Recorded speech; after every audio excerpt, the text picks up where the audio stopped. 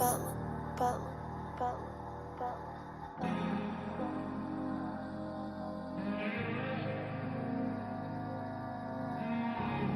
game. 4th and goal. And they're going to snap it, and it's Trey Burton who throws caught. Foles, touchdown. In front of the letters, nods yes, the wind, the 1-2 pitch, swinging a ground ball left side, Castro's got it, spins, throws, he got him, a perfect game for Roy Halladay, 27 up and 20.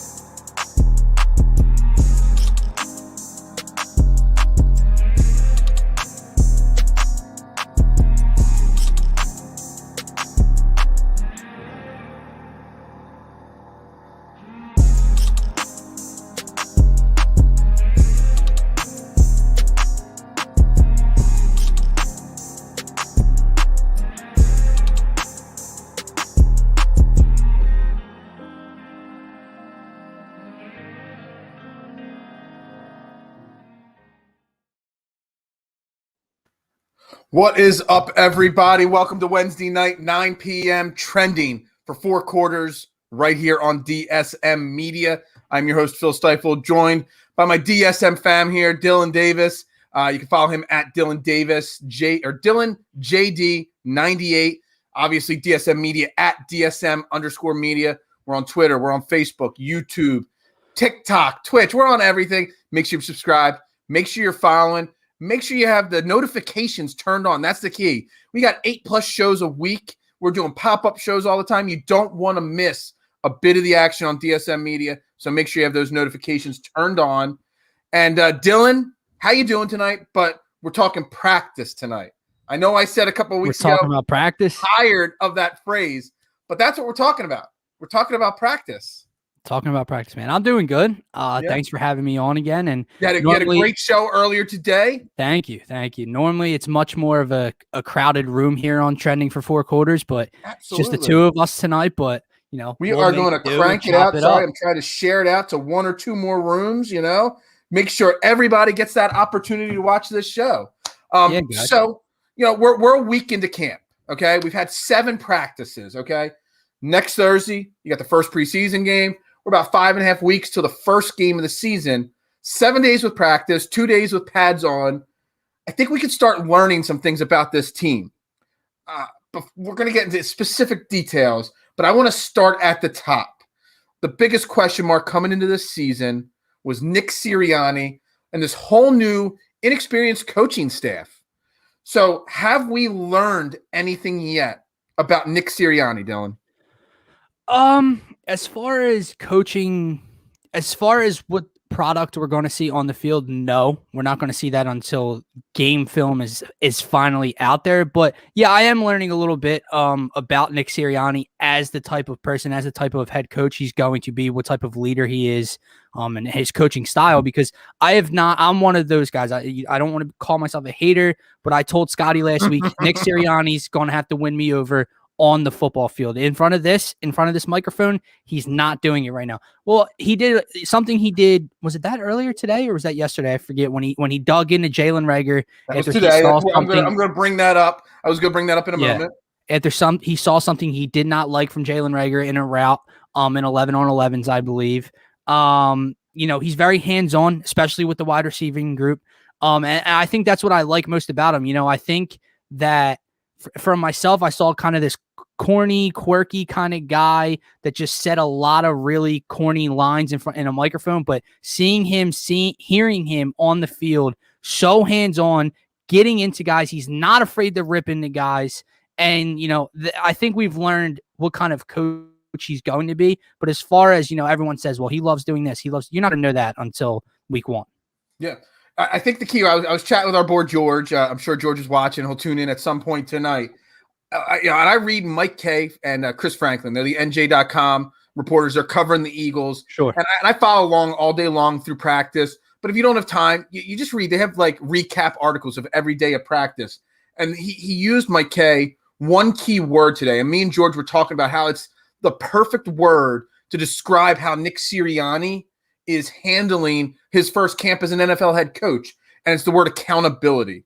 You bring up, the Jalen Reagor situation today. I'll also bring up a couple practices ago. He stopped practice, the entire practice on all the fields. He gathered all 90 guys up, approximately however many guys were there, and gathered them up, laid down the law, said what he saw, re-got them, and then every reporter said the second half of that practice was spot on. Today, Jalen Reagor, obviously was doing something wrong, and I checked in with like 9 different reporters that were at practice, and none of them could tell what Reagor did wrong specifically. But he laid into him. He held him accountable, which is fantastic. And then, the side note to that is that then after he got laid into, there are reports that Jalen Hurts went right up to Jalen Reagor right after that, pulled him aside, and you could see them talking it through and figuring it all out. So Nick Sirianni's holding them accountable. And then the veterans, even though Jalen Hurts is not a veteran per se, the leaders of this team are then following through and backing up what Nick Sirianni has to say. And I think that's key right there. The accountability and then the leaders, backing it up. Yeah, I did see a report, and George is going to love this. And, I want to save this person for a little bit later into the show, depending on when you have it. But apparently right after he ripped into Jalen Reagor, Zach Ertz, because some of the veterans had a day off today, Zach Ertz was saying something to Jalen Reagor from the sidelines and coaching him up as well. So that plays into that as well. One thing that I do love with what I've seen from Nick Sirianni being so hands-on is with the position group that we're talking about with this wide receiving core. Because let's face the facts, Phil, outside of the number 10 draft pick, our first round draft pick this past year, this wide receiving core is the same as last year, which was a major issue. But last year we hear about all the time, coaching, player development, et cetera, et cetera. I feel like last year's wide receiving core, they were like robots. All they knew was how to get from point A to point B. There was no attention to detail. There was no, attention to route running, et cetera, like all that stuff.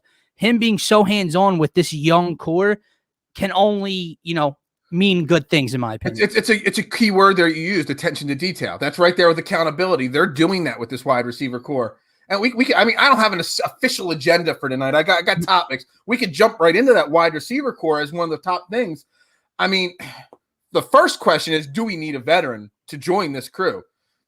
There's slim pickings out there. Yeah. There's not many names out there that are available. But right now, I went through the last 3 or 4 articles from Mike Kay. Quez Watkins and Travis Fulgham, they've had some highlights, but they've not been consistent. Jonathan Hightower's had some hot plays, but he's been cold a lot of the time. Arcega-Whiteside has been solid, but hasn't done anything. He hasn't done anything bad, but he hasn't done anything to stand out. Devontae Smith has been, injured the last few practices. Yeah. So honestly, realistically, you got Smith, you got Watkins, you got Fulgham, and then you got a bunch of unknowns on who's going to round out this roster. I mean, as George is saying, players will be cut, be patient, or a trade. We've got a lot of draft picks, available for next year. What do they need to do to adjust this, wide receiver room? They have to bring somebody in at some point. Yeah, I would think so. One guy I don't think you mentioned, I guess he is the veteran of the room, is Greg Ward. He is 20 catches for 42 yards. Yeah, man, your boy. I don't know kind of how he's been in camp. He hasn't really done anything, at least that the reporters have found. I've not seen his name mentioned once in any of the camp reports. So listen, I don't know if that's doing nothing. I don't know if that means that's a good thing because he's not doing anything detrimental or bad, or is that a bad thing because he's just disappearing with this soft wide receiving core. But they have to do something, in my opinion, especially when you talk about the word youth. They're all so young. You have to have one guy in that room that can lead by example or lead off the field at least. Greg Ward has the most catches out of the entire thing, and he's only got 80 catches in his career. Yeah. So you've got a bunch of practice squatters. You got 2 top picks in Reagor and in Devontae Smith, and everybody else is younger than me. Yeah. And you're a baby. They're younger than you, and you're a baby. Okay, right. You've got a bunch of late round picks and a bunch of undrafted free agents, and guys like Greg Ward who weren't even wide receivers before playing for the Eagles. So but on the flip side, as George said, players will be cut. We got to be patient. We're gonna have to wait till a player gets cut, or we're gonna have to make a trade. Because if you think about it, you got Golden Tate, retread. Obviously, doesn't have a great reputation here in Philly. You got Alshon Jeffries. Another guy, not a great reputation here now in Philly. You got Kenny Stills, which I think Kenny Stills will be waiting till – I think he still might have a little bit left in the tank. He might be waiting for an injury to happen in camp for somebody to give him a little bit more money. I mean, that's it. I was going down before the show, the entire list of there's not much, dude. dude, the next best name I could find was Des Bryant. Right. And we saw what he did with Baltimore last year, the one catch. To your point, you're going to have to manufacture. You're going to have to cash in one of those. Obviously, we're not talking about giving up a first or a second round draft pick, but you can give up a mid to late round draft pick and a future draft pick for a veteran wide receiver. I'm not saying someone that's going to step in and be a number 2, but at least a veteran presence that can play in the slot, or, that just someone that can, like I said, lead by example or lead in that room that's been here. When you have youth like that in such an important room, it can be a good thing, but it can also be a bad thing because they don't have a leader in that room.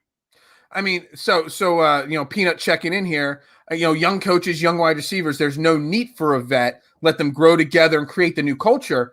And that brings up the point of the fact that wins, losses, I've been preaching this, George has been preaching this, win, losses don't matter. Yes, They may surprise some people this year. They may win more games than some of us think they will this year, but does it really matter what they win? Because they're not winning a Super Bowl this year as constructed. I think we can all agree on that. So I love George's comment. I'm sorry? I love George's comment at the bottom. Yeah, it's a perfect way. You need the voice. So that George's comment is countering Peanut's comment. Let them go together. You do need a voice. And I even said it. I don't know what show I was guesting on a couple days ago, a week ago. There's that too many to count, man. Dude, I can't keep track. Dude, I did 4 hours with the shows yesterday. That Alshon Jeffries isn't necessarily the worst voice if he's at the point in his career. Certain players get to a point in their career, and I'm not saying I want to bring in Alshon Jeffries. I'm just saying certain players get to a point in their career where they realize that they're not stars anymore. They still need or want 1 or 2 more paychecks. And look, Joe Flacco was always considered not a team player, not a coachable, a guy that's going to help the young quarterbacks. Now, last year in New York and this year in Philly, all reports say he's switched that over because he still wants to play. He still wants to be on a team, still wants to collect that paycheck. So in Alshon Jeffries, a Golden Tate, maybe they're at that point in their career. I don't know, and I don't know what the answer is, but a voice is needed. You need somebody to just teach them how to be a pro, how to act off the field, how to act in film study and stuff like that. Yeah. I don't know if I would take a flyer on either one of those guys, even if they've hit that point in their careers. But again, I don't have an alternative for you because the rest of that list is, as JD would say, trash can juice. So, trash can juice. Yeah, exactly. So you have to find it elsewhere, whether that's someone being cut into camp this summer or whether you cash in a future draft pick for a veteran presence. I think that's what's going to happen. You're going to have to wait and see what happens because, again, is there really a point in bringing Golden Tate or Des Bryant? I mean, there really isn't. Yeah, we're gonna get this trending here. Trash can juice. It definitely needs to be a hashtag and get that trending for sure. So, and I've debated this with a bunch of different people on a bunch of different shows. Who is the odd man out? I mean, you've got all the guys that aren't going to make the team, so we're not counting about those undrafted free agents and stuff like that. But if you look at Devontae Smith, Jalen Reagor, Greg Ward, all these guys, Hightower, Watkins, Ortega-Whiteside, all these guys, the top 7 or 8 guys, you typically keep about 6 wide receivers, 5 or 6 depending. I think they're going to keep 6 this year based off of the wide receiving coach and focus on wide receiver. Who's the odd man out? I want it to be Jay Jaw. But I didn't ask you who do you want to be the odd man out. I asked you who you think will be the odd man out. I phrase my questions a certain way. Yeah, I know. But honestly, I am going to say that he is the odd man out. I hear your and George's point. And I can most certainly see it happening where he just finds himself in this rotation again. But if he doesn't do anything to stand out, obviously Smith, Reagor, Quez Watkins, John Hightower, they're going to stay. Then it's really Fulgham and J-Jaw. Yeah. I honestly think in the preseason games as camp progresses that Travis Fulgham will do more than J-Jaw will. Yeah. I don't know why. Again, I want to throw another. You bring up Travis Fulgham. And, George brought it up and he shared it with me. There was a video and I forget whether it was Kaplan, was it Inside the Birds podcast where they talked about he's got an attitude issue, Travis Fulgham. And then you see the reports today, that Travis Fulgham said to reporters saying that his drop-off last year was not his fault. It was the coaches, and it was Alshon Jeffrey's fault. Yeah, I don't love Now, that. I don't like that, and but I that think there's kind of truth to it. but gives a little truth and a little hint that maybe he's a little bit, of a baby and immature. That's where a veteran voice in the locker room comes into play. Travis Fulgham is a practice squad guy. I got you. 4 good games. I hear you. And he only did have 4 good games. Yeah. No one's arguing that. But I want to say Alshon Jeffrey stole his snaps. Well, that's when Travis Fulgham needs to step up in practice last year and do something to make the coaches want to put him in. Yeah, but that coaching staff and the what's the word I'm looking for? The culture in that locker room last year just didn't seem to be the greatest. But listen, agreed. Travis Fulgham only had 4 good games. You're 100% correct. It's 4 more games than I've seen J-Jaw have. I knew you were going to say that. Look, here's what I'm going to say about Travis Fulgham. He was in Green Bay for a very hot minute, and Aaron Rodgers couldn't make anything of him. If Aaron Rodgers can't make you look good in practice, then I don't know if anybody else is going to. So I don't want to hear any of that other stuff. So, yeah, I mean, George is checking in saying Fulgham might make it over Hightower. I actually think that, is a possibility too. I think it's going to come down to not Fulgham and Ortega-Whiteside. I think it's going to come down to Fulgham and Hightower. And Hightower, like I said, been very hot and cold. He made a great catch today in practice, supposedly. The reports were that Jalen Hurts threw a dime deep down the sideline. McPherson had tight coverage on him. He went up. He went up and got the ball. He got mossed, McPherson, to use, the Sunday, comment there. So, he's made some plays, but has he done enough? And George said, I mean, Fulgham was with Stafford too for a while. Listen, he's been with multiple Hall of Fame worthy quarterbacks. He hasn't been able to stick with a team. Here's a point I kind of just want to get out there. Outside of Devontae Smith, and then you could say outside of Jalen Reagor, because he was the first round pick last year, and see what he's got. None of these wide receivers have shown that they, deserve a roster spot, or that they are a guy. They shouldn't be one of the odd man out.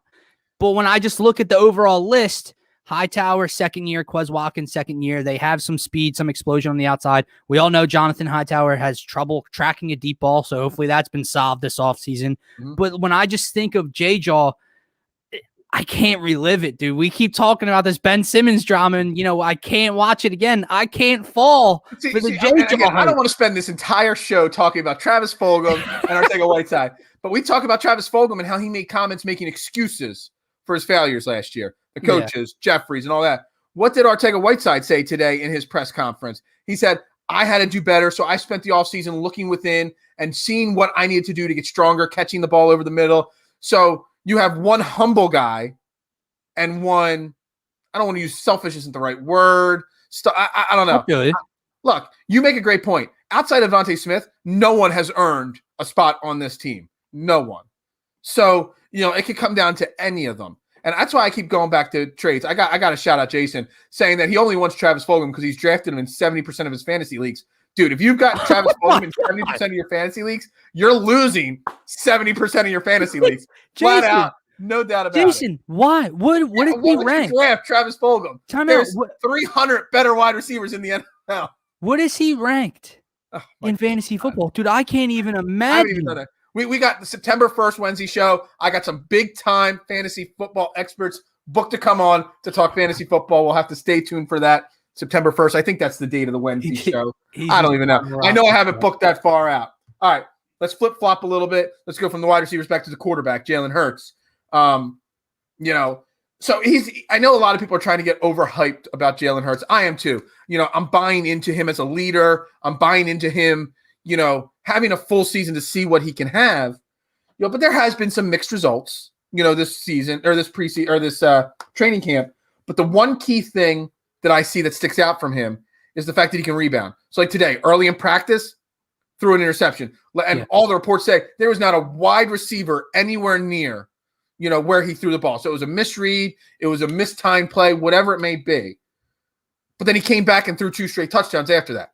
So I like to see that growth, that he's not, letting mistakes get him down. He's able to rebound from them quickly. Is that something that you find important, or is there something else you've heard or read about him in practice this week and last week that you like the most about it? No, I think that's it. That's one thing I brought up earlier this week. From all the reports I'm seeing is the simple fact that, he hasn't looked outstanding this whole training camp. He hasn't come into camp looking like a stud or whatever, but he has gotten better every day. So day 1, day 2, he was better than day 1. Day 3, he's better than day 2, et cetera, et cetera. And he's gotten better throughout each day. And like you said, that's extremely important, especially when you have a mix up, whether that's communication or your fault, wide receiver, it doesn't matter. You take the blame, you throw a pick in camp, you come back, you find Dallas Goedert in the end zone for a touchdown, or Jonathan Hightower over Zach McPherson in tight coverage for a touchdown. That's important. Like I said, when you're young like he is, just seeing that progression. That's the one thing I wanted to see this year was just him as a passer, him as a professional quarterback at this level, him fix and work on the things that I need to see him, get better at. And so far in camp, that's all I can really ask for. I sent a video in the other day that really stood out to me, and it was just one pass, one video, but those one of the 10-yard out routes. It's not it's not an easy throw to make, but they had a video of him. I think it was when Devontae Smith was still healthy. He threw one on a rope to Devontae Smith right in the pocket, right on the sideline, and it was a dart. Those are the type of throws I'm looking for him to get better with. So yeah, man, I think I think just hearing that every day he's gotten better, throughout the days he's getting better. I think he was 3 for 5 in the red zone today with 2 or 3 touchdowns. Hey, Arcega-Whiteside had an end zone touchdown today. Jesus. In 7-on-7s, don't forget that. Jesus. And then the other thing, I guess, is just it's not so much from Jalen Hurts, but it's about Jalen Hurts. Just hearing Sirianni and this coaching staff just focus so much on footwork.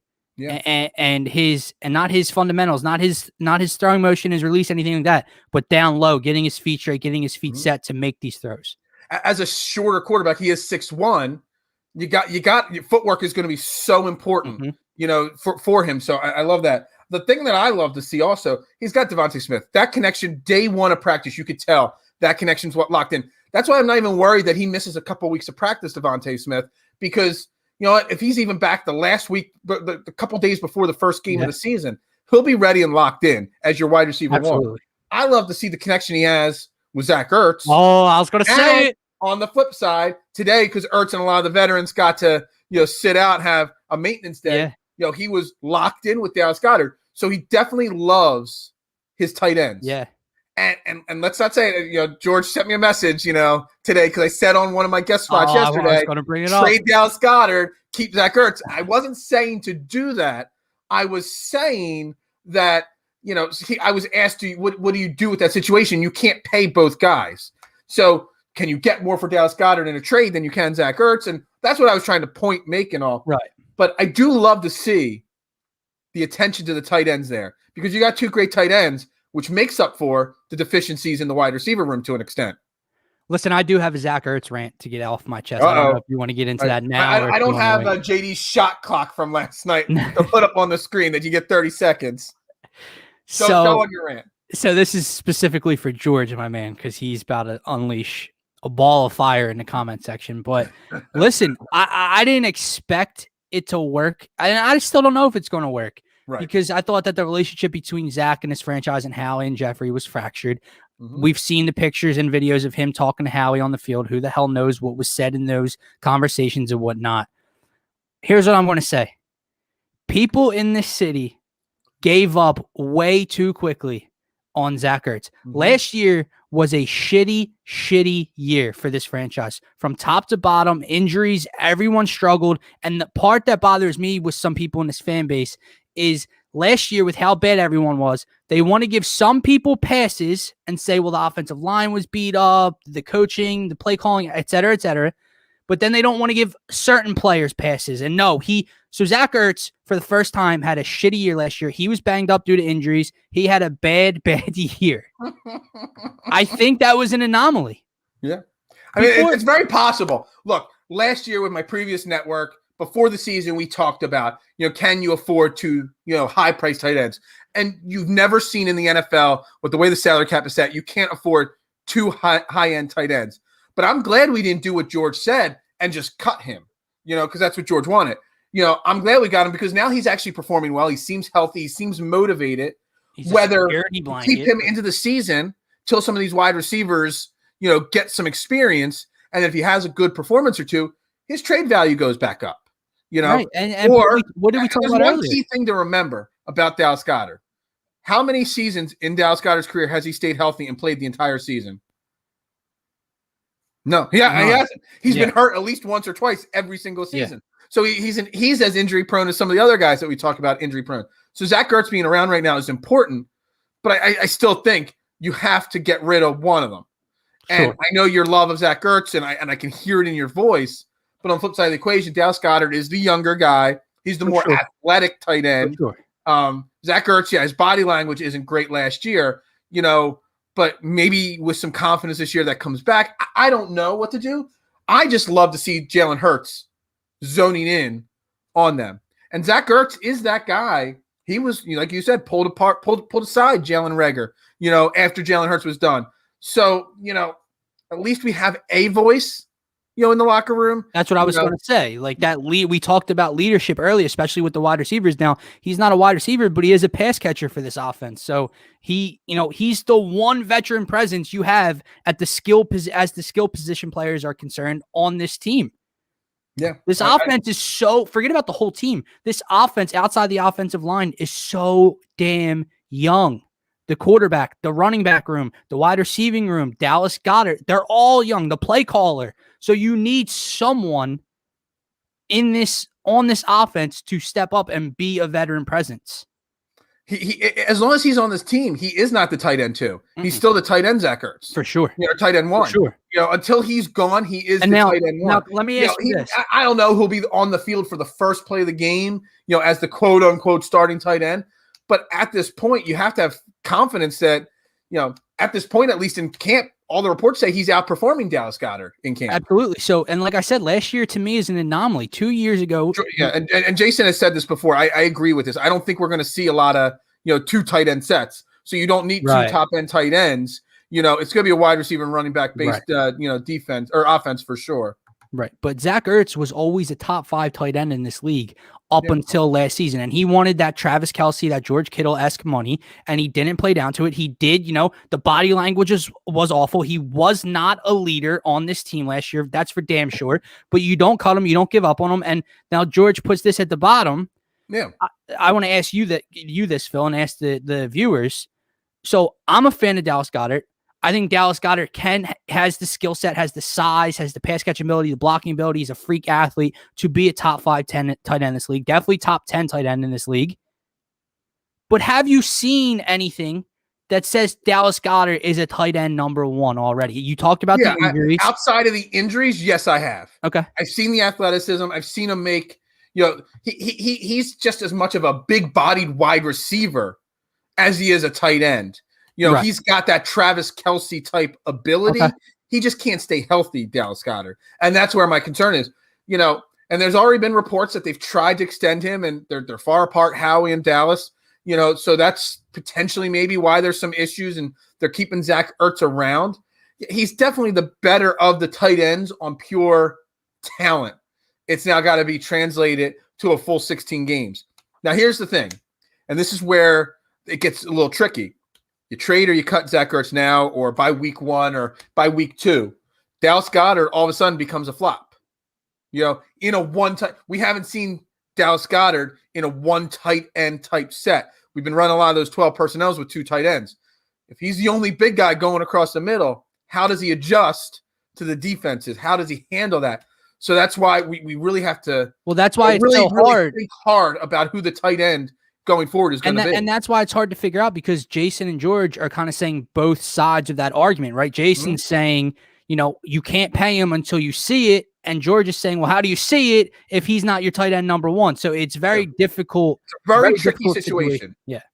But on the flip side of the equation, it's also a good situation to be in where you have 2 tight ends that can perform at a top tier level. Yeah, 2019 Ertz isn't coming back. I know that. He's getting older. But I still think Zach Ertz on a team in the right offense, in the right system, is still top 10, 9, 10, 11 tight end in this league. Sure. And that could be the difference between a team winning a Super Bowl or not if you have a top tier tight end. It's the teams that have those bottom dwelling tight ends that don't perform very well. All right, let's we spent too much time on Travis Fulgham and too much time on Zach Ertz today. Now, I want to talk about my new favorite 2 guys that have a possibility of not being on the roster week 1. Exactly. We're spending 30 minutes talking about those guys. All right, we're gonna finish up with offense, which transitions into defense, and then talk about defense a little bit. So I think it's pretty clear cut. Jordan Mailata has won the left tackle starting position. Yeah, I don't think there's any doubt in anybody's mind. Andre Dillard did today, by multiple reports, have his most competent day. But when reporters that are watching the entire practice and writing it says the best thing they can say about him is competent, that's not a good sign. It's not like he's stealing anything away from Andre Dillard. The only thing there is maybe now you can get a 7th-round draft pick for Andre Dillard. So how to transition into defense is Jordan Mailata after practice today. This goes back to accountability. This goes back to the leadership of the veterans on the team. Jordan Mailata spent time after practice with Eric Wilson, who only signed a 1-year deal to come here, working on technique on the second level of blocking. And again, I really think that's great that Jordan Mailata is still not just learning from Jeff Stoutland, the best offensive line coach in football. He is, he's going out and seeking out advice from veterans who, have done great stuff in this league. He's trying to learn and taking as much information as he can. He wants to be that $100 million offensive lineman, as that Australian article printed. I think Australian dollars are a little bit less than US dollars. I don't know that there. But again, I want to touch on that we've got a lot of veterans on this defense. As opposed to offense where our skilled players are all young guys. Eric Wilson, working with Jordan Mailata, I think that's huge. No, I agree fully with you. Just to wrap up the offense, the Dillard thing is, I don't know, Peanut, and stay tuned, Peanut. I got you on your other comment. Don't you worry. It's just it's just funny. And then hearing the rumors that he's just getting beat with a pure bull rush is the craziest thing to me, dude. If you can't block and defend a bull rush at this level, you ain't starting at left tackle with no for pads anybody. on even. He was struggling with no pads on. Yeah. You're not starting for anybody if you can't defend and block a bull rush. That's that. As far as Jordan Mailata staying at the practice, look, as much as we, we're tired of seeing the yellow flags go up and we know it was a false start for number 71 in green, Jordan Mailata got to learn for a short period of time from one of the best to ever do it at the left tackle position. Now him working, listen, it's just, I always love when guys work with guys on the opposite sides of the ball. So Mailata's not just learning from Stoutland, not just learning from, veteran presences, not just learning from other offensive linemen. He's going to his direct opponent every day in practice and saying, what are you doing that I can work on? What can I do better against you, et cetera, et cetera? And these veterans like the Eric Wilsons, the Ann Harrises, these guys that are on one-year deals don't have to, George did the math. 100 million is 73 million. I love it. Comment of the day right there. That wins it. I'm just going to end this show right there. He did the math for us. These 1-year deal guys, they don't have to impart on young players. They're here to extra work to prove their worth to get another big contract.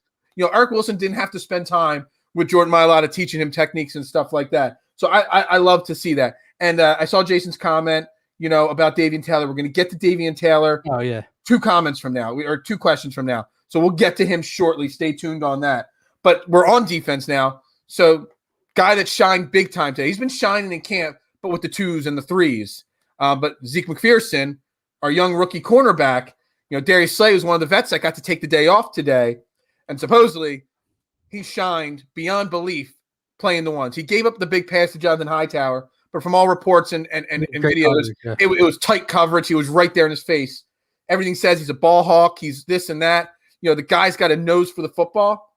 We might have gotten a steal. I keep saying that later in the draft, Kenny Gainwell was going to be the steal of the draft. Could McPherson turn into being the steal of the draft when we got him? What was it, the 3rd round? Yeah, I think for sure, man.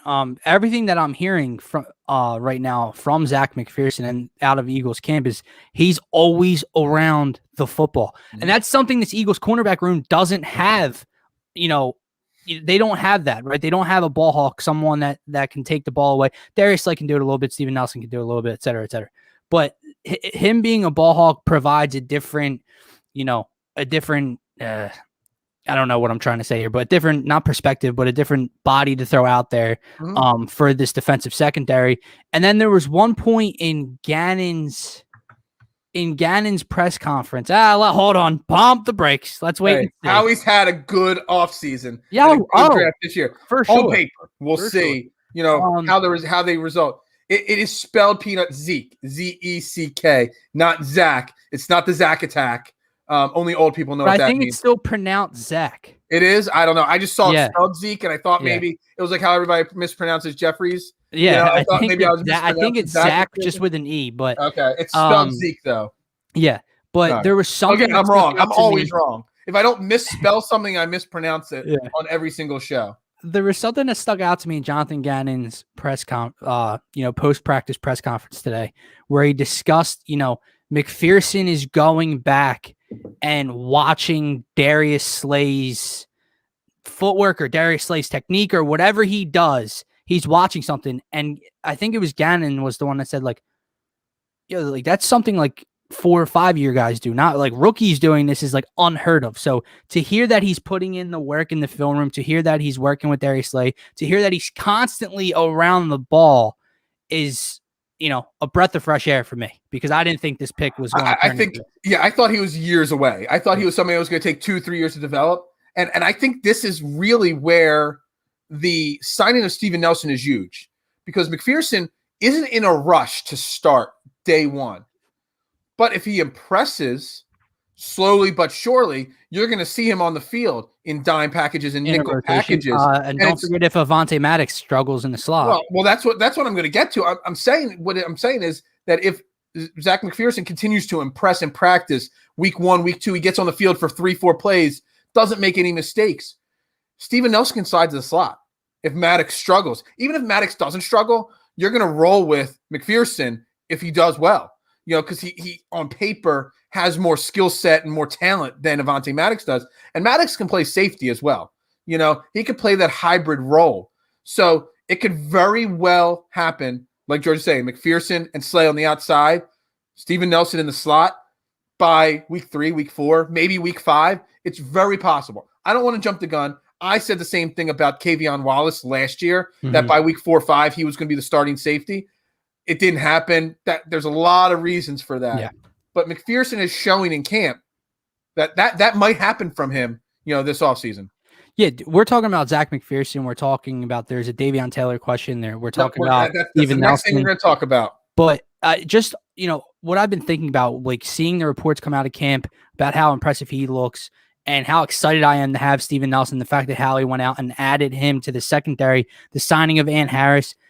This defense could surprise me. And it's if it works out, there's a lot of things that have to be put into motion, but I think you reading the poll questions of the week? No, I swear to God, I didn't. You didn't read any? Okay, we got a poll question on the defense, so we'll get to that in a little bit. So one last topic, well, a couple quick hitters, but one last topic from camp: injuries. Okay, there's some minor ones, that we're being told day to day, week to week. We know the past, how they dealt with that. The one that's concerning the most to me is Davion Taylor, because the first 3-4 practices, he looked great. He was getting reps with the first because Singleton was on the COVID list. He was killing it. He was doing a great job. He was almost earning, I don't want to call it a starting job, because they're not going to start him in a basic 4-3 defense, right. But they run a lot of that nickel and dime package where you only have 2 linebackers. And I think Davion Taylor was proving he might have a role in those packages. But he came back from his injury, and literally, I think it was practice 5 or practice 6, he came back and instantly 10 minutes into practice, left the practice field again. And now instead of day-to-day, quad, right? Week to week with quad. And quads can be one of those things that just linger and linger. So is that the biggest concern out of all the injuries? I mean, Sayamalu, Devontae Smith, Brandon Brooks, they're all week to week, day to day, whatever you want to call, the Eagles freezing their practice reports. So obviously, I would say Devontae Smith, but the fact that he's out there with his helmet, catching from the jugs machine, participating in stretches, really makes me believe that it is just a sprain, and he will be okay, and he will be back in that 2 to 3 window mark. It could be the only other one. We talked about how those quad injuries can be nagging. When I think of hamstring, and I think of a guy having to put a lot of pressure on his legs going backwards, Brandon Brooks, who's had that big injury history especially in his lower body. That concerns me. I don't know how serious it is, but just the fact that hamstrings can be nagging as well. And we need him, dude. Like if Jalen Hurts, if this offense wants to be successful, if he's healthy, Brandon Brooks is a top 3 right guard in this league, if not the best right guard in this National Football League. We need him to be healthy. So I guess that one's more important.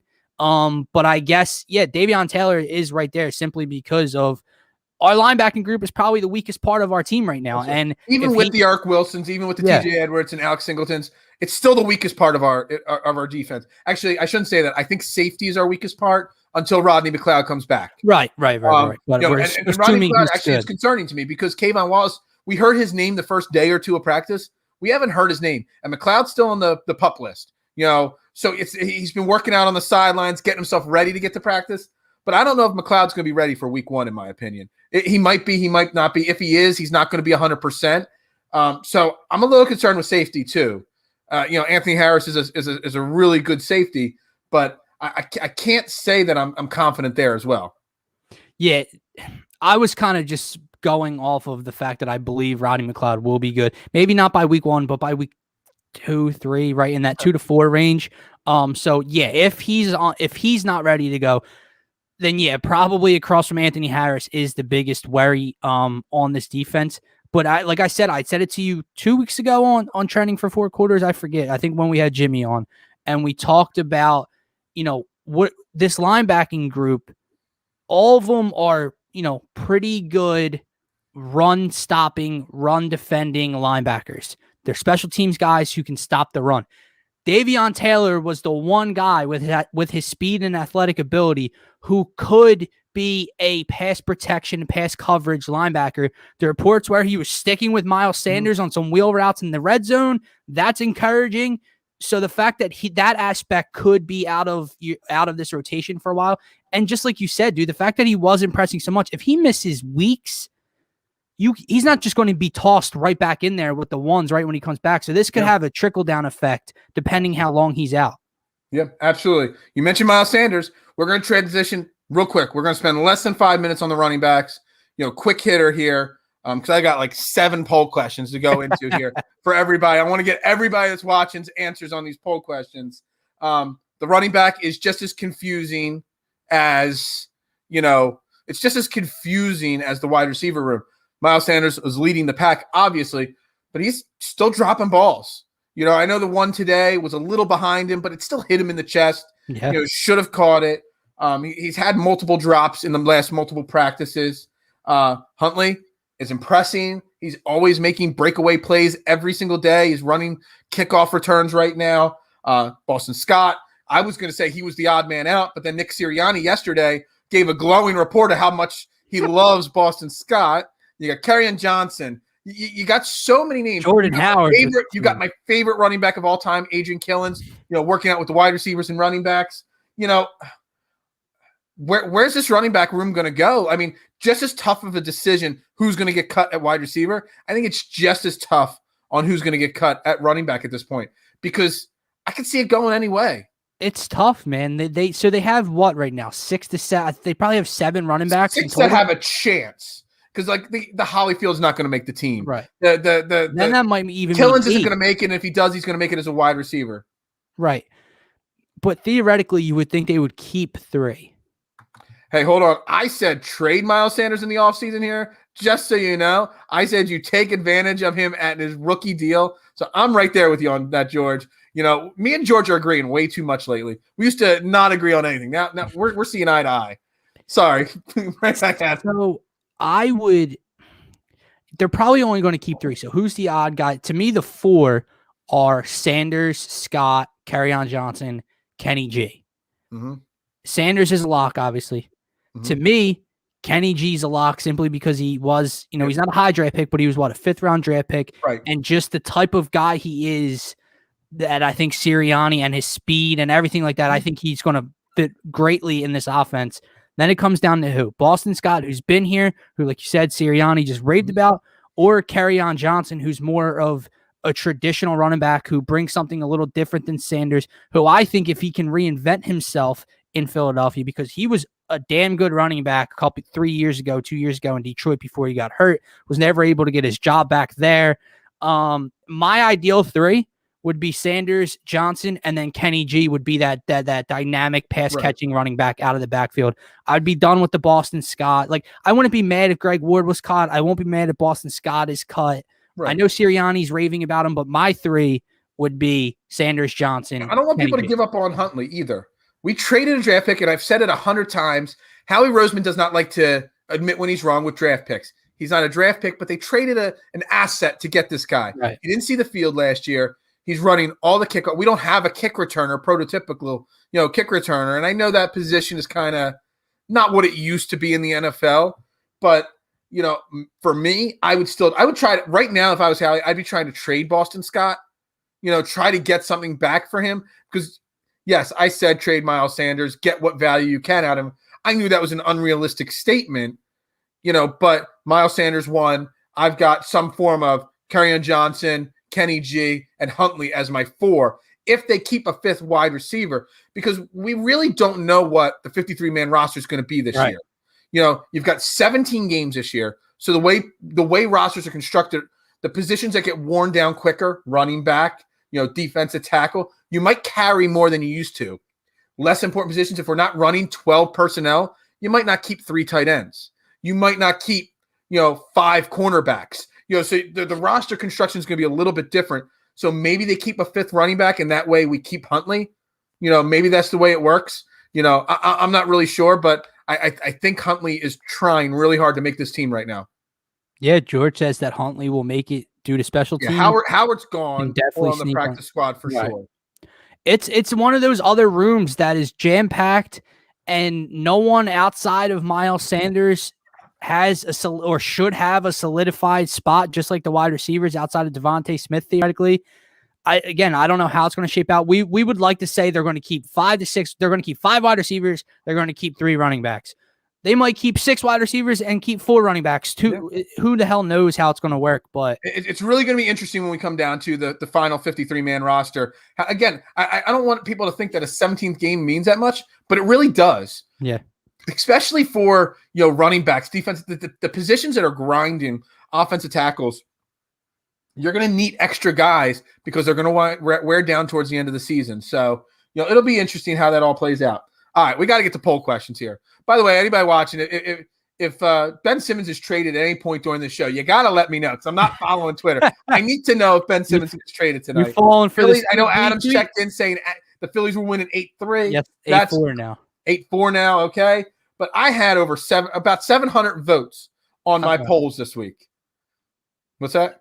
I think did Bryce go yard again? Well, maybe that's good. No, he doubles. We'll worry about that on the Faithful Fanatics and Diamond Talk and stuff like that. The great other shows on DSM Media. So about 700 votes on my polls this week. I did a whole thread of polls this week. Yeah, George said you went too much with it. Did he? Oh, he said, well, here it is. You know what? Told you overdid it with the polls. Yeah. I need a good 10 minutes to talk about these polls here. All right. So we're going to skip to the second poll I did, okay? Because you brought up the defense could surprise. So the question was, what would surprise you more? That the Eagles end up with a top 10 offense or a top 10 defense? 62% of the people said a top 10 offense would be more surprising. 38 said the top 10 defense would be more surprising. Yeah. I agree with the minority here. Yeah, so do I. I agree with the minority because, look, I don't expect either to be in the top 10, but what would be more surprising, this defense, obviously there have been additions made, so, that changes my perspective. But like a month and a half ago, I thought this defense was going to get this team killed this year. It's one of the reasons I thought this was only a 6-7 win team, because I thought with these linebackers and the safety position and no cornerback 2, which means no true cornerback 3, lack of defensive tackle depth, I thought this defense was going to get 28 to 31 points against them on average, if not more. Absolutely. And now, I think that my mentality's changed there, but I still think the offense has much more of a chance to be more explosive and better. And there's one key reason why. And anybody watching, if you didn't get to vote on the polls, drop your answers in the comment section there. The first one, what would surprise you more, a top 10 offense or a top 10 defense? The offense won the vote. But I agree with you because if the offensive line is healthy, Jalen Hurts is going to be a top 10 fantasy quarterback. Miles Sanders is going to have an improved year if he has more lanes to run behind. Right. And by the way, Fields has time to throw the ball. The wide receivers will have more time to get open. So it'll be less surprising as long as the offensive line stays healthy. And by the way, none of this equates to wins, but you brought up fantasy football numbers. If this offensive line's healthy and Jalen Hurts is producing, they have a better chance of being a top 10 offense, not statistically wise, than the defense will. And I kind of said, and Adam checking in green with the top 10 defense would be more surprising. That's how I said it. It's kind of a weird way to do it. I always say, how are we going to judge success this year for Jalen Hurts or for Nick Sirianni? Because wins, losses don't matter.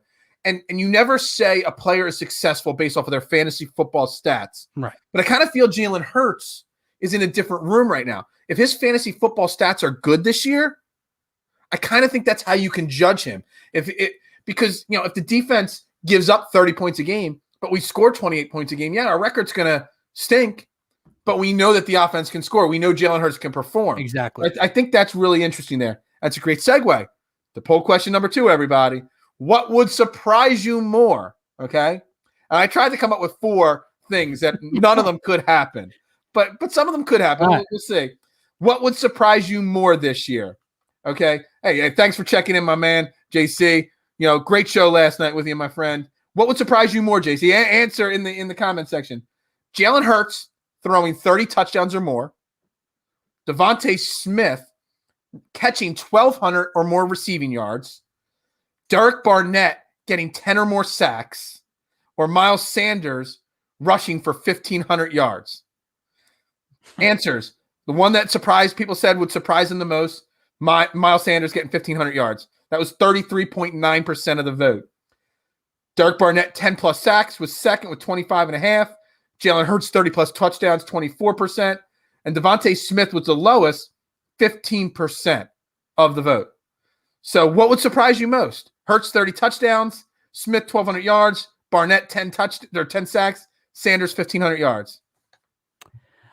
I don't think any of them happened. Oh, sorry, man. I thought I'm misconfusing all my different podcasts I've been on and chatting with on a regular basis. Oh, no, this is Philly Mike. What's going on? Oh, man? Philly Mike. Yeah, I was just watching your show just a few minutes ago with Mike K before we went live. That's what I'm confused now. Great interview with Mike K there, by the way. None of them happen, in my opinion. I'm going to go with Derek Barnett, 10 sacks. Yeah, it's pretty surprising. Because look, and again, like I said, I don't see any of them happening. So I'm not like trying to say, but as far as most surprising, that dude, I don't know. For me, that ship has kind of sailed. I'm not the biggest Derek Barnett guy. Yeah, nothing pisses me off, and this has nothing to do with him getting after the quarterback and getting 10 sacks. But nothing pisses me off more than when he's already got a tackle for loss or the play's over, and in comes Derek Barnett's big ass to do something stupid, and it's a 15-yard penalty, automatic first down going the other way. I just don't think he has the discipline to get 10 sacks. I don't think he has the talent. And again, with this defensive line depth right now and the way Josh Sweat has been impressing a little bit, I don't think Derek Barnett's going to have enough playing time and enough opportunities to get 10-plus sacks. 10 sacks ain't easy at all. No, it's not. I mean, we got them all. Sanders, 1,500 yards. On the ground overall, Devontae Smith. Everybody's picking a different one. Hurts. So I wrote down some stats here. So Derek Barnett, he's played 4 years. He's played in 48 games. So he's missed games with injuries. He's only got 19.5 sacks. That's 0.4 sacks a game. If he played a full 17 games, that's only 6.8 sacks. So very unlikely. But on the flip side, see, Hurts, I think, is the most likely out of those 4 to happen. Not that would surprise me because look at these other numbers. Miles Sanders, 1,500 yards rushing. In his 2 years, he hasn't gotten combined to 1,700 yards. Okay? Another thing, no rookie wide receiver in the history of the Eagles has caught 1,000 yards. Deshaun Jackson's the most with 912 yards in 2008, his rookie year. So if you look at it, Derek Barnett, it's almost impossible to happen. Devontae Smith, the odds say history says Eagles no. History, not going to happen. Miles Sanders, I mean, we just talked about there's 4 or 5 quality running backs in the running back room. It's just not going to happen. So if I had to pick one, I'm going to go Miles Sanders, but I'm really close to Devontae Smith being the second choice on there. It's all like I said, dude. None of them are likely. I like to put poll questions out there that are interesting conversation points. Yeah. I think Hurts 1,500 rushing is the most probable. He thinks Hurts is rushing for 1,500 yards? I think he means Miles rushing for 1,500 yeah. yards. Yeah, Hurts was 30-plus touchdowns. Yeah, Hurts, right? Or maybe he thinks Hurts has got a better chance than, Miles Sanders. It's more probable. That is possible. Man. That's a tough one, man. That is a tough one. That question. If any one of those things happens, that means the Eagles are a little bit more successful than I already thought. That's a great point right there. If any of those happen, that means we're definitely exceeding expectations this year. All right, next poll question. What starter from last year is most likely to disappear from the roster? Not mean cut, just, fall back, okay? So I've put down as the options, other, which got 20% of the vote. I put Fletcher Cox, 14% of the vote. Miles Sanders got 6% of the vote. And Avonte Maddox clearly won it with 60% of the vote. Who's going to disappear the fastest and the most this year on this team from last year? And 20% of the vote I like went to other, and not one person wrote in. Comment. I hate other that. was. I hate that, guys. You got to reply. You got to tell me who the other is. You don't just get the field here. You got to be specific here. Yeah, exactly. I think out of the three that you named, I like Maddox the most to take a back seat and disappear a little bit. But listen, as much as I want him to be a part of this organization and this team this year, and we talked about him earlier, I want to take the easy way out here.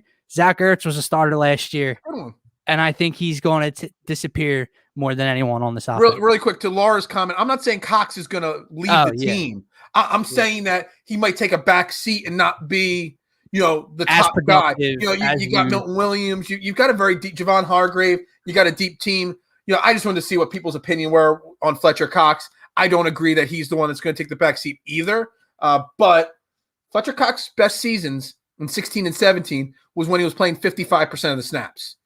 Last couple of years when he was playing 80% of the snaps, 78, 82% of the snaps, you see him wear down a lot quicker. Right. So, is taking Fletcher Cox from 80% of the snaps back to 55% of the snaps, is that taking, disappearing a little bit in some people's mind? Yeah, maybe that's where I was going with that choice, Laura.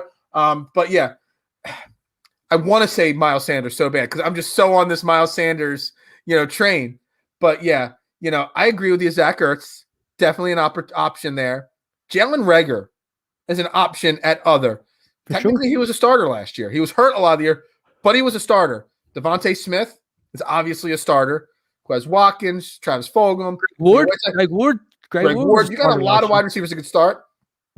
Jalen Reagor hasn't shown much in camp yet.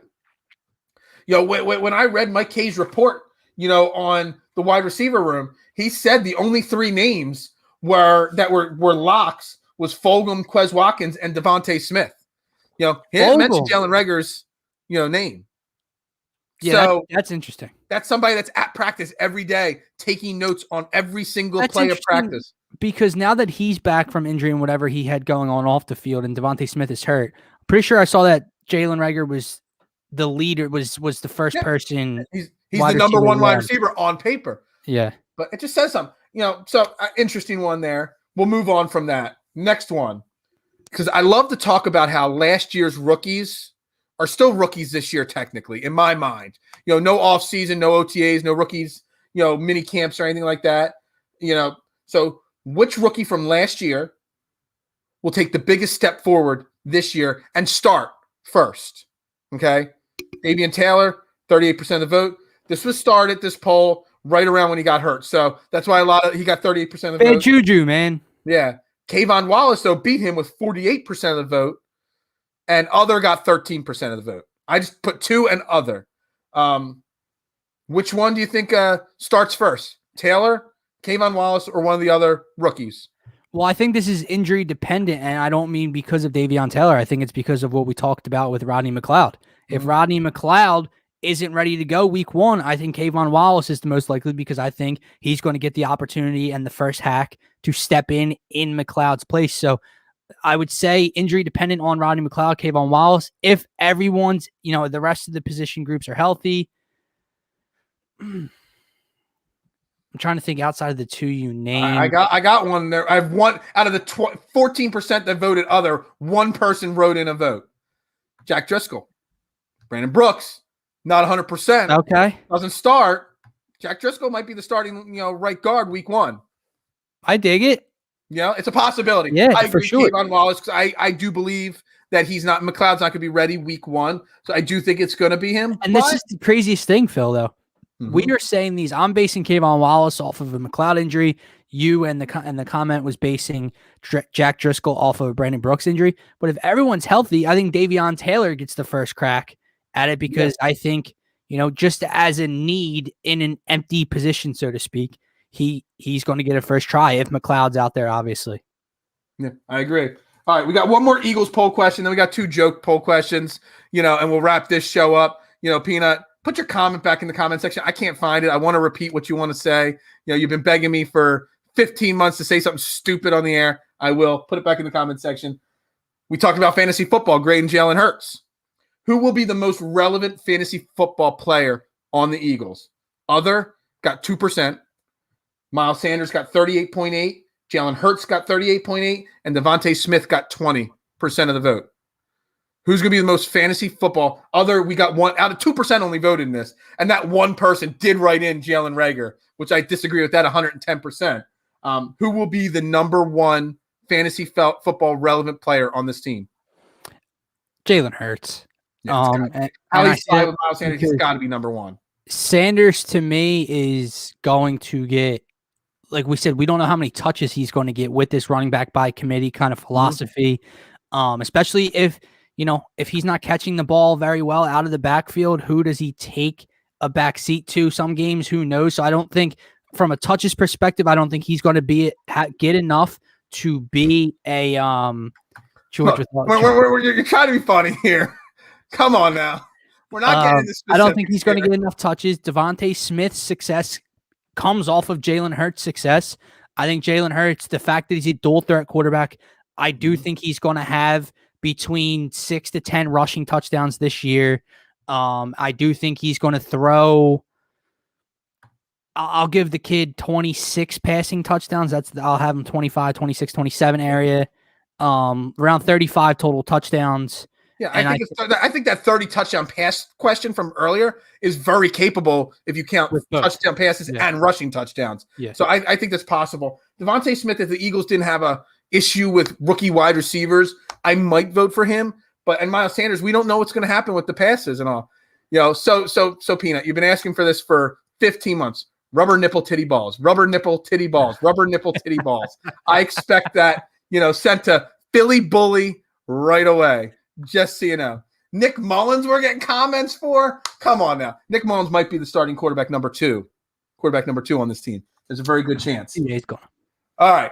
The Phillies are winning. The Sixers did not trade anybody during the show. So we got 2 fun poll questions. So we were out shopping, my wife and I, the other night. We were at Target. Needed something for breakfast for the next day. Just grabbed a couple boxes of Pop-Tarts off the shelf. Okay? Needed something quick for breakfast. Okay? So I put a poll question Monday morning. This was on the way home from the DSM barbecue. So I got the Pop-Tarts on the way. So I put out there a poll question, and I had almost 130 of these 700 votes on this poll question. What's the way to eat Pop-Tarts? Okay, right out of the package, toast it, microwaved, or why the hell are you eating Pop-Tarts? You're 40 years old. Right out of the package, got 50+% of the vote.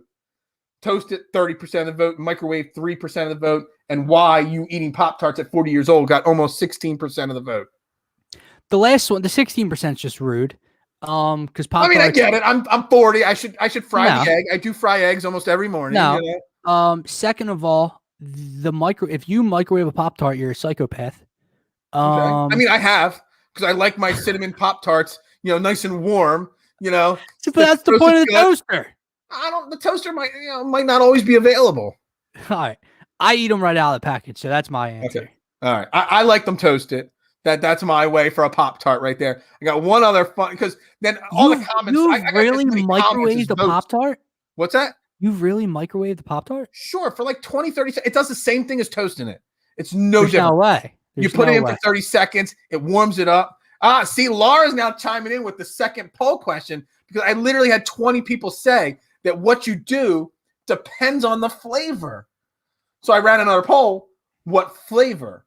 I put cinnamon as number one because that's my personal favorite. Strawberry seems to be that won the poll, 43%. Cinnamon got 34%. I put pumpkin because I didn't even know what other flavored Pop-Tarts there are out there. That got only 4%, and other got 17%. And all different comments, all the different Okay, flavors. I was going to say, did people even comment other or no? Yeah, people actually, they were fun. I couldn't write them all down.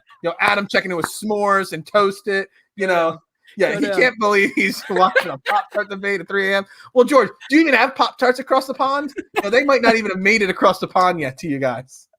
So I got before you even answer it, the one comment under the flavor that got thrown out there like 100 times, well, I'm being a little exaggeration, but a lot of comments was you got to put butter on your toasted Pop-Tart. That's absolutely disgusting. I put butter on everything. I've never heard of this before. There's no way that's good. There is no way imaginable that is good. Strawberry toasted, chocolate raw. Well, I don't think they're raw. I just think they're right out of the package, okay? Raw would be gross. Come on, Laura. Let me tell you something. I buttered my Pop-Tart today. It tasted no different. I don't know. What flavor? It was always cinnamon. So I thought the cinnamon with the butter, I thought it would work out. But I was going to say the chocolate, there's no way that works out. Yeah, I'm a basic bitch, dude. I just eat the strawberry. Yeah. Strawberry out of the package. Well, we had a little fun at the end of this show here with Pop-Tart. You got to. Dude, I used to run like in the summertime, Sunday morning. I make a big breakfast every Sunday morning. I used to do breakfast poll questions all the time. People get so fired up about breakfast all the time. It's insane. You know what bothers me when I travel and places don't have or don't know what pork roll is, and it drives me bonkers. Overrated. Are you joking? You're in Jersey. That's why you like pork roll. That's a Jersey thing. Also, if anyone ever came on here and called it Taylor ham, we're probably fighting. I used to have a Taylor ham pork roll sandwich at a pizza shop I worked at back in high school. It's just pork roll, bro. There's no Taylor ham. It's just pork roll. Pork roll or scrapple. They're the two questions. Really. Yeah, exactly. Both disgusting. All right, let's wrap this show up. We're not barbarians. I should do a Pop-Tart pizza. I'll think about that, Adam. If you're going to buy it, Adam, Adam does come into my pizza shop all the time. I'll make one for you. Don't bring it to the tailgate. Hold on. So we got look, we're getting more comments on this last 5 minutes of Pop-Tart talk. I don't believe you. I cannot butter on a believe strawberry this. Pop-Tart takes it to another level. I cannot believe I had the wrong Pop-Tart. And if you're buttering it, then you're putting it in the toaster. Then I'm assuming, correct? Put it in the toaster first, and then you gotta let it. You gotta kind of like it melts kind of. Just so you know, I learned a lesson today when buttering my Pop-Tart. I tried to put the butter on the icing by mistake. No, it's gotta go in the back. You gotta flip it over and do it. Look, I'm not very bright sometimes, but yeah. I still don't. Saying he'd buy it, dude. There's a new ice cream shop, a Spanish run ice cream shop in the town by my pizza shop. I don't even know the name because I can't say it. It's all in Spanish. And they do a Pop-Tart milkshake or Fruity Pebble Pop-Tart milkshake. That's disgusting. My wife got it. Dude, it was a sugar in a cup.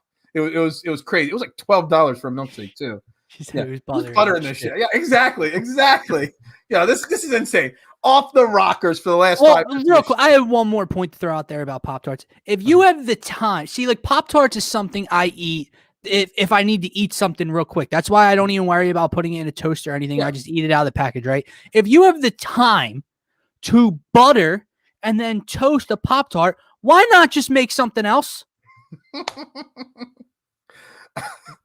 It's true. It's like a to-go kind of thing. Like I need to eat 3 minutes to fry 2 eggs, melt some cheese on them, and put them in a I keep a package of tortilla shells and a dozen eggs in my fridge at all times. That's my breakfast on a daily basis. It takes me 3 minutes to make breakfast. See, George has an interesting point here. Yeah, the butter doesn't. That's why you put it on after you put it in the toaster. You put it on after the toaster. You'd burn your toaster pretty quickly. Yeah. All right. Okay. DSM tailgate, August 22nd. Everybody that's watching still, and everybody watches this later, excuse me. The tailgate, August 22nd at the link before the open practice, 4 o'clock. Cannot wait. The entire DSM team will be there. We will be raffling off a Devontae Smith jersey. I think we have some extra pairs of tickets to the practice we're going to be raffling off. We're trying to get some, famous, we'll call them famous, media members and team players and stuff like that to stop on by. It's just gonna be off the hook. This is gonna be one of the greatest things you ever see. Make sure you stop by. We're gonna be broadcasting live from the parking lot of the Link for 3 hours straight. Make sure you stop by. It's free. We're gonna have free beer from Kenwood Brewery. We're gonna have pizza from my pizza shop. We're gonna have raffles. We're gonna have so much going on. Someone's gonna bring a cornhole table or cornhole board to play. We're gonna have a blast. So make sure you mark your calendars. August 22nd, 4 p.m. at the Link parking lot. If you're following us on all our social media platforms, You're Facebook, good. Twitter, YouTube, Twitch, TikTok, make sure you're following because that's where you're going to find out what parking lot Subscribe we're on in. YouTube, And yep. click that subscribe button, click that follow button, click those notifications turned on. I already know a bunch of people are going to be there. It's going to be a lot of fun. Make sure you are ready to go. Even if you don't want to go to the practice, just come to the tailgate because we're going to have a lot of fun. It'll be a good Sunday afternoon. Guys, free beer, free pizza. Free beer, that's all you need to do. A possibility to win a free Devontae Smith jersey. Dude, am I qualified? No, none of the team members are qualified. Damn. If it was, I'd rig it for myself, but that's neither here nor there. I'm the master of rigging things. No, but guys, all you have to do, just hit one button. Yeah, subscribe. That's it. It's free. Subscribe, and you get free food, free beer, hang out with us. That's the one rule. If you come to our tailgate, you're going to have to show proof that you've subscribed on YouTube. And if not, we're going to have QR codes that you can subscribe right on the spot. And that's how you get entered into our contest. So make sure you have a YouTube account before you get there because you're going to need one right away to get entered for these great prizes and all that we have going on. DSM, we are the future of this podcasting and sports talk in Philadelphia. We're the future here. We are knocking it out of the park. I'm so glad to be a part of this team with Dylan, Scotty, JD, Gint, all the guys, George, Jason. I can't even remember all 8 names right now off the top of my head. We are the future. Proud to be a part of this team. 8 great shows. More coming. We're working on a hockey show. We got our post-game live shows once the Eagles season starts. Halftime shows. This is the place. Laura's saying she loves free beer. I will personally hand you your first free beer if you come to the tailgate. There you go. The price of $100 million has gone up now since the show has started. It's now $73,851,200 right there. Thanks, everybody. James, everybody that's tuning in. We appreciate it super, super much. That's Dylan Davis, Dylan D, or Dylan JD 98 on Twitter. I'm Phil Stifle, Beard A Knowledge on Twitter. Again, DSM Media, DSM_media. Follow it. 8+ shows. We're doing this thing here. We're taking this, Scotty likes to say, we're taking it to the moon. To the moon. This is not doggy coin. This is DSM Media going to the moon. Hey, everybody. Everybody, thanks for tuning in. Great night. Great show, Dylan. Hey, go Birds. Go Birds.